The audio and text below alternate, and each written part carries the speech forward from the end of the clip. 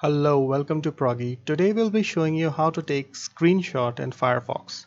So generally what you all do, and which is the wrong method, is that you try to do a Ctrl+P and then try to print the screen. So as you can see, you are getting something quite different from what it is shown in your monitor.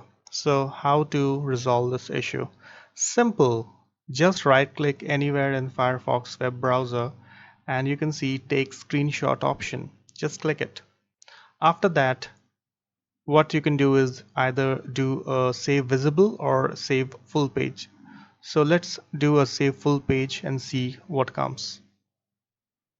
Oh, so I have got exactly the same layout as what is shown in the screen. That is what I wanted. Now you just have to download this particular screenshot, and I think so this will go to your downloads folder probably. Or you can do one more thing.